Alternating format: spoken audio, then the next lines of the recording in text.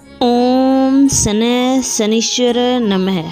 प्रिय श्रोताओं, हिंदू धर्म में शनिवार का दिन शनिदेव को समर्पित है और शनिदेव हिंदू पुराणों में अपने क्रोध के लिए विख्यात है। माना जाता है कि जिस पर शनिदेव कुपित हो जाते हैं उसके दुर्दिन शुरू हो जाते हैं। संसार में हर समस्या का समाधान है, लेकिन शनिदेव के क्रोध से पार पाने का कोई उपाय नहीं है।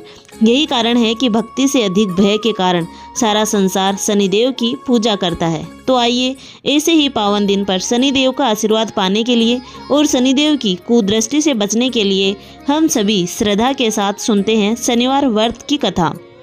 महाराज दशरथ के शासनकाल में एक बार ज्योतिषियों ने बताया कि जब शनि ग्रह कृतिका को रोहिणी नक्षत्र पर आएंगे तब धरती पर 10 वर्षों का भीषण अकाल पड़ेगा। लोग अन्न और जल के अभाव में प्राणों का त्याग करेंगे। इस प्रकार सहस्त्र हाहाकार मचेगा। यह भविष्यवाणी सुनकर राजा को बड़ी चिंता हुई। उन्होंने महर्षि वशिष्ठ से इसके निवारण का उपाय पूछा, किंतु शनिदेव के प्रभाव को दूर करने का कोई उपाय उन्हें नहीं ज्ञात हुआ। तब निरुत्तर होकर नक्षत्र लोक पर आक्रमण कर दिया और जब शनिदेव कृतिका अनंतर रोहिणी पर आने को तैयार हुए तब राजा ने उनका मार्ग अवरुद्ध कर दिया। शनिदेव को ऐसे पराक्रमी राजा को देखने का अवसर नहीं मिला था। तब वह कहने लगे, हे राजन, तुम्हारे इस पराक्रम को देखकर मैं अति प्रसन्न हूँ। आज तक कोई भी देवता, असुर अथवा मनुष्य मेरे सामने आए सभी जल गए, किंतु तुम अपने उद्भुत तेज और तप के कारण बच गए हो। तुम जो भी वरदान मांगोगे मैं तुमको अवश्य दूंगा। तब राजा ने कहा कि हे महाराजा, आप रोहिणी पर ना जाएं, यही मेरी प्रार्थना है। शनिदेव ने राजा की प्रार्थना स्वीकार कर ली और उन्हें धरती का दुख दरिद्रता दूर करने वाले शनि भगवान के व्रत की विधि बतलाई। साथ ही उनसे यह भी कहा, जो कोई भी मेरे कारण अथवा मेरे सहकर्मी राहु और केतु के कारण दुख भोग रहे हो उनके लिए शनिवार का व्रत परम रक्षक होगा। इसे करके संसार की सभी विपत्तियों और कष्टों से मुक्त होया जा सकता है। तब महाराज दशरथ नक्षत्र लोक से अयोध्या को वापस आए और उन्होंने अपने राज्य भर में शनिवार के व्रत की महिमा का खूब प्रचार किया। तभी से लोग शनिदेव की कृपा पाने के लिए शनिवार का व्रत रखने लगे। आइए अब सुनते हैं शनिवार व्रत की वो मुख्य कथा जिसे हर शनिवार को अवश्य सुननी चाहिए। एक बार की बात है, सभी नवग्रहों में जिनमें सूर्य, चंद्र, मंगल, बुध, बृहस्पति, शुक्र, शनि, राहु और केतु में विवाद छिड़ गया कि इन सब में बड़ा कौन है।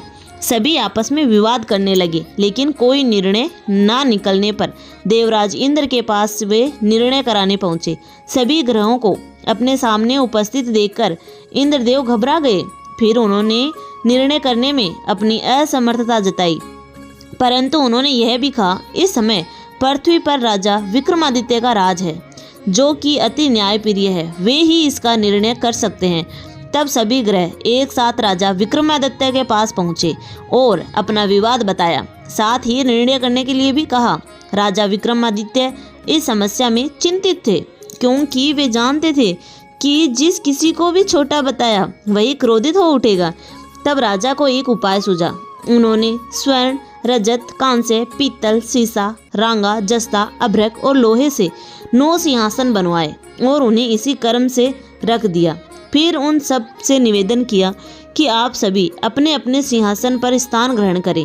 जो भी अंतिम सिंहासन पर बैठेगा वही सबसे छोटा होगा। इसके अनुसार लोहा सिंहासन सबसे बाद में होने के कारण शनिदेव सबसे बाद में बैठे तो वही सबसे छोटे कहलाए। अब शनिदेव को लगा कि राजा ने ऐसा जानबूझकर किया, तो वह क्रोध में आकर राजा विक्रमादित्य से बोले, राजा, तू मुझे नहीं जानता। सूर्य एक राशि में 1 महीना, चंद्रमा 2.25 महीने, मंगल 1.5 महीना, बृहस्पति 13 महीने, बुध और शुक्र 1-1 महीने विचरण करते हैं, लेकिन मैं 2.5 से 7 साल तक रहता हूँ। बड़े बड़ों का मैंने विनाश किया है। श्री राम की 7.5 आई तो उन्हें वनवास हो गया। रावण की आई तो उनकी लंका को वानरों की सेना से हारना पड़ा। अब तुम सावधान होकर रहना। ऐसा कहकर क्रोधित हुए शनिदेव भी वहां से चले गए और तब अन्य ग्रह भी खुशी खुशी चले गए। कुछ समय बाद राजा की 7.5 आई। तब शनिदेव घोड़ों के सौदागर बनकर वहां आए। उनके पास कई सारे बढ़िया घोड़े थे। राजा ने यह समाचार सुनकर अपने अश्वपाल को अच्छे घोड़े खरीदने की आज्ञा दी। उसने कई अच्छे घोड़े खरीदे और एक सर्वोत्तम घोड़े को राजा की सवारी करने दे दिया। अब जैसे ही राजा उस घोड़े पर सवार हुए, वह घोड़ा सरपट वन की ओर भागा और घने जंगल में पहुंचकर वह अंतर्ध्यान हो गया। अब राजा भूख प्यास से भटकते रहे।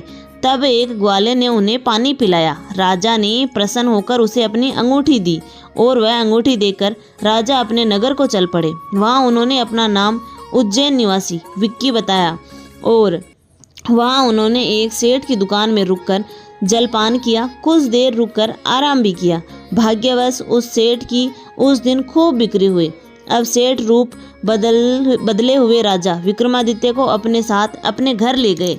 वहाँ पर राजा ने खूंटी पर देखा कि एक हार टंगा हुआ है जिससे खूंटी निगल रही है। देखते ही देखते थोड़ी देर में पूरा हार गायब हो गया। तब सेठ ने वापस आने पर देखा कि हार तो गायब है। सेठ ने समझा कि विक्की ने ही उसे चुराया है। फिर तो सेठ ने कोतवाल के पास उन्हें पकड़वाया। अब उस नगर के राजा ने भी राजा विक्रमादित्य को चोर समझकर उनके हाथ पैर कटवा दिए और नगर के बाहर फेंकवा दिया। वहां से एक तेली निकल रहा था जिसे दया आई और उसने विक्की को अपनी गाड़ी में बिठाया। वह अपनी जीप से बेलों को हाँकने लगा। उस समय तक राजा की शनि दशा समाप्त हो गई। वर्षा ऋतु आने पर राजा मल्हार गाने लगे। राजा जिस नगर में थे वहाँ की राजकुमारी मनभाविनी को उनका गाना इतना पसंद आया कि उसने मन ही मन प्रण कर लिया कि वह उस राजा के गाना गाने वाले से विवाह करेगी। राजकुमारी ने दासी को राग गाने वाले को ढूंढने भेजा।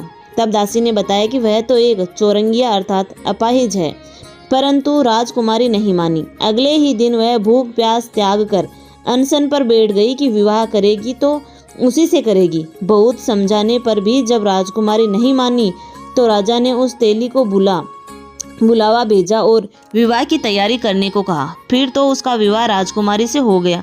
तब एक दिन सोते हुए स्वप्न में शनिदेव ने राजा को दर्शन देकर कहा कि राजन, देखा तुमने मुझे छोटा बताकर कितना दुख झेला है। तब राजा ने उनसे क्षमा मांगी और प्रार्थना करते हुए कहा, हे शनिदेव, जैसा दुख मुझे दिया है किसी और को मत दीजिए। तब शनिदेव मान गए और कहा कि जो मेरी कथा और व्रत करेगा उसे मेरी दशा में कभी कोई दुख नहीं देखना होगा। जो व्यक्ति रोज मेरा ध्यान करेगा और चींटियों को आटा डालेगा उसकी भी सभी मनोकामनाएं पूर्ण होगी। और ऐसा कहकर शनिदेव ने राजा को हाथ पैर वापस कर दिए। इधर प्रातःकाल आंख खुलने पर राजकुमारी ने देखा तो वह बड़ी आश्चर्यचकित हुई।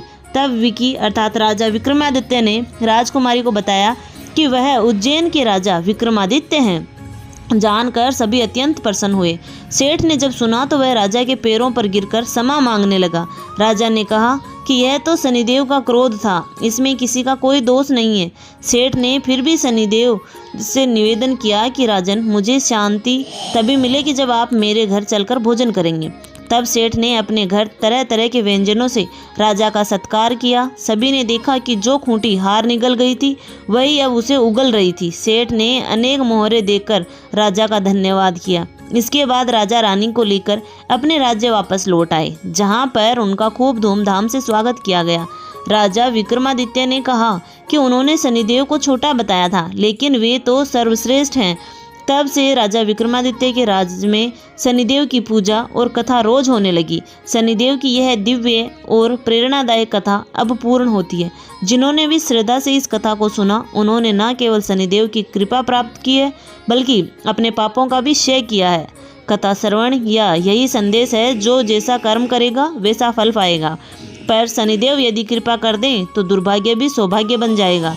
अब आइए हम सब मिलकर शनिदेव से विनम्र प्रार्थना करें। हे कर्मों के न्यायाधीश शनिदेव, हमारे अच्छे बुरे सभी कर्मों को क्षमा कर हमें सही राह दिखाएं। हमारे जीवन से संकट, दरिद्रता, रोग और शत्रुता को दूर कर धैर्य, विवेक, संयम और सफलता प्रदान कीजिए। शनिदेव की कथा सुनने मात्र से मनुष्य को चंद्रदोष, राहु, केतु की बाधाएं और समस्त शनि पीड़ा से मुक्ति मिलती है। जो हर शनिवार को इस कथा को सुनते हैं, शनिदेव उनके जीवन की नैया पार लगा देते हैं। यह थी शनिवार व्रत कथा। धन्यवाद।